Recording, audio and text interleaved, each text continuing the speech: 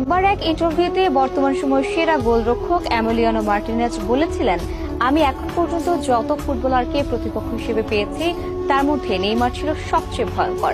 তার বিরুদ্ধে খেলা কখনোই সহজ না। 2021 কোপা আমেরিকার ফাইনালে সে বারবার আমাকে চ্যালেঞ্জে ফেলে দিয়েছিল। এখান থেকে বোঝা যায় নেইমারের প্রভাব, একজন নেইমারের ক্ষমতা। জীবন মানুষকে অনেক কিছু দেয়, পূর্ণতা কিংবা শূন্যতা, সব দিক থেকেই সবার ভাগ্যে থাকে। মেসি যেমন সবার চেয়ে বেশি ব্যালন ডিওর জিতেছেন, দলগত সাফল্যে কোপা আমেরিকা ও বিশ্বকাপ জিতেছেন, তেমনি Ronaldo Ballon d'Or, euro cup কিংবা চ্যাম্পিয়ন লিগ সবই জিতেছেন কম বেশি। কিন্তু একজন নেইমার বিধাতার কাছে যতবার দুহাত তুলে কিছু চেয়েছেন, বিপরীতে পেয়েছেন শুধুই ইনজুরি, শুধুই ব্যথায় কাতর হওয়া এই ছবিগুলো। জীবন বড়ই নিষ্ঠুর, আসলে নিষ্ঠুর, শুধু নেইমারের জন্য।